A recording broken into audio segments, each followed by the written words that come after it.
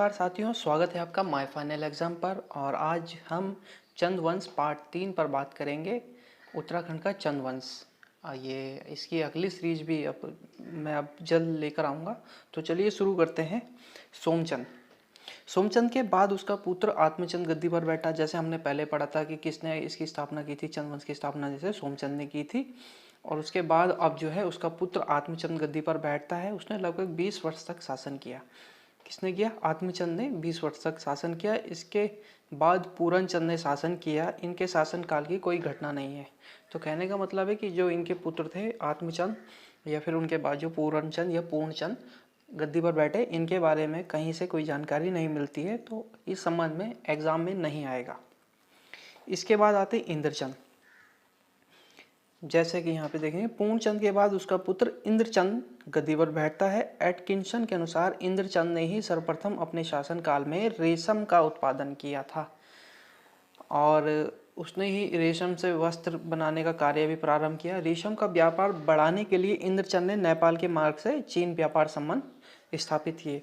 तो क्वेश्चन आ सकता है कि सर्वप्रथम किस चंद शासक ने रेशम का उत्पादन किया था? तो आंसर जो होगा आपका वो होगा इंद्रचंद ने। वहीं आपको एक चीज़ और बता दूं, पटरंग व्यवस्था जो झूठ बोलने की थी, तो वो भी रेशम उत्पादन से ही संबंधित थी। कहा जाता है कि उस समय ऐसा किसी ने इनको सुझाव दिया था इंद्रचंद को कि जितना आपकी प्रजा में या आपके राजपाट में झूठ बोला जाएगा, झूठ भी एक इस तरीके का मजाकिया तौर पे एक झूठ होगा। ऐसे नहीं कि किसी ने किसी का कत्ल कर दिया और झूठ बोल दिया कि मैंने नहीं किया, ऐसा नहीं। एक मजाकिया तौर पर जितना झूठ कोई बोलता है तो उतना ही उत्पादन रेशम का बढ़ेगा। इस तरह की भ्रांतियां हैं या पहले कभी सुनने में आती है। तो हालांकि उसकी सच्चाई क्या है वो किताबों में केवल इतना जरूर लिखा है कि पटरंग जो है वो इससे संबंधित है, रेशम उत्पादन को बढ़ावा या फिर ज़्यादा उत्पादन के लिए। ठीक है। इंद्रचंद के बाद इंद्रचंद के बाद संसार चंद और उसके बाद अन्य राजा शासन करते रहे। इनके बारे में भी कोई विशेष जानकारी नहीं मिलती है, तो एग्जाम में इनके बारे में भी नहीं आने वाला है।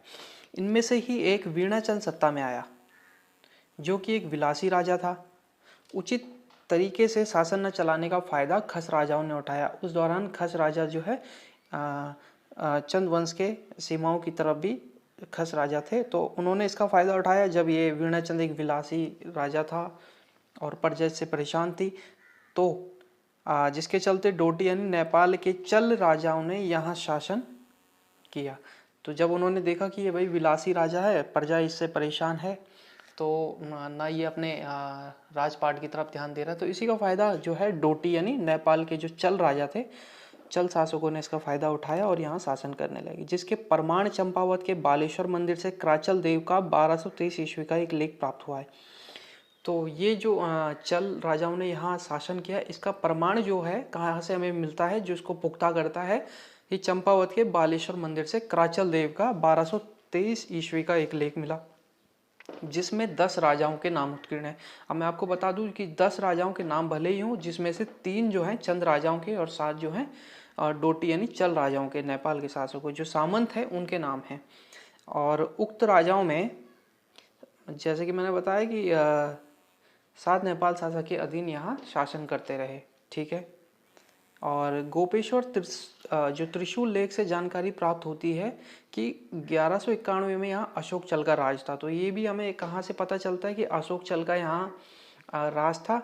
तो हमें पता चलता है गोपेश्वर त्रिशूल लेख से। तो क्वेश्चन में ये आता है और याद रखेंगे कि गोपेश्वर त्रिशूल लेख किससे संबंधित है? अशोक चल से संबंधित है। और ये हमें किस चीज़ की जानकारी देता है? ये हमें जानकारी देता है कि 1191 के बाद यहाँ चल राजाओं का शासन रहा। सहनपाल व पुरुषोत्तम सिंह के बोध गया शिलालेख में उसे शिवालिक की पहाड़ियों में स्थित खस देश का राजा कहा गया है। तो क्वेश्चन ये बनता है कि सहनपाल व पुरुषोत्तम सिंह के बोध गया शिलालेख में किसे शिवालिक की पहाड़ियों में स्थित खस देश का राजाधिराज कहा गया है? तो किसे कहा गया है? अशोक चल को कहा गया है। तो क्वेश्चन घुमा फिरा के आ सकता है, तो आपको सिर्फ इतना याद रखना है कि सहनपाल व पुरुषोत्तम सिंह के बोध गया शिलालेख एक तो किससे संबंधित है, ये भी आपको पता चल गया कि किससे संबंधित है, अशोक चल से संबंधित है। और दूसरा ये भी पूछा जा सकता है, शिवालिक की पहाड़ियों में स्थित खस देश किसे कहा गया है? तो उत्तराखंड, संपूर्ण उत्तराखंड को यानी कुमाऊं और गढ़वाल को खस देश कहा गया है। और क्या उपाधि दी गई थी उनको? अपने इस शिलालेख में उनका क्या नाम है? राजाधिराज कहा गया है उनको। ठीक है, आपको बता दें कि खस देश जो शब्द है गढ़वाल या कुमाऊं दोनों के लिए ही कहा गया है। तो एग्जाम की दृष्टि से ये याद रखिएगा कि जो खस देश शब्द आया है वो गढ़वाल और कुमाऊं दोनों के लिए है। याद रखें उसके आक्रमण के समय वीरचंद कुमाऊं का राजा था। किसके? तो जैसे हमें यहाँ पढ़ रहे हैं हम कि गोपेश्वर त्रिशूल लेख से अशोक चल के बारे में हमें जानकारी मिलती है। तो वीणाचंद ही कुमाऊं का राजा था जब उनका आक्रमण यहाँ हुआ था, जब उन्होंने यहाँ से अपना शासन शुरू किया। उसके बाद तो वीरचंद कुमाऊं का राजा था। चंद राजा वीणाचंद को हराकर खस राजा बीजड़ ने अपना राज्य स्थापित किया। खस राजाओं ने 200 साल तक राज किया। ठीक है, तो जो चंद राजा थे वीणाचंद को हराकर किसने पराजित किया और शासन किया यहाँ? वो था राजा बीजड़। खस राजा बीजड़ ने यहाँ अपना राज्य स्थापित किया और 200 साल तक उन्होंने कुमाऊं या यूँ कहें कि उत्तराखंड में उन्होंने कहीं कहीं छोटे राजा थे, लेकिन उन्होंने अपना यहाँ 200 साल तक अपना शासन चलाया। वीरचंद ने खस राजा सोपाल को हराकर दोबारा चंद वंश की स्थापना की। तो एक था वीणाचंद जो हार गया था, फिर वापस लिया वीरचंद ने, किसको हराकर? राजा सोपाल को हराकर दोबारा चंद वंश की स्थापना की। तो इस वीडियो में इतना है। अगला वीडियो जो अब आएगा वो आएगा ज्ञानचंद, गरुड़ ज्ञानचंद। बहुत इंपॉर्टेंट है, यकीन मानिए इनमें से ही अगर आप ध्यान से पढ़ते हैं, जिस तरीके से मैं पूरी कोशिश कर रहा हूँ कि मैं बारीकी से आपको एक डीप एग्जाम अगर यूके ट्रिपल एससी लेता है, जैसे कि अब यूके ट्रिपल एससी ने मोटे मोटे तौर पे जो है वो लेना छोड़ दिया है, अब वो डीप जा रहा है, तो मैं उसी तरीके के आपको समझाने की कोशिश कर रहा हूँ। कितना सफल हो पा रहा हूँ वो आप मुझे ज़रूर बताएं, और मुझे क्या और बदलाव करने हैं ये भी आप सुझाव ज़रूर दीजिएगा। अच्छे लग रहे हैं वीडियो तो चैनल को सब्सक्राइब जरूर कर लीजिएगा, इससे थोड़ा सा मोटिवेशन हमें भी मिलता है, हमारा भी मनोबल बढ़ता है। तो आज के लिए धन्यवाद।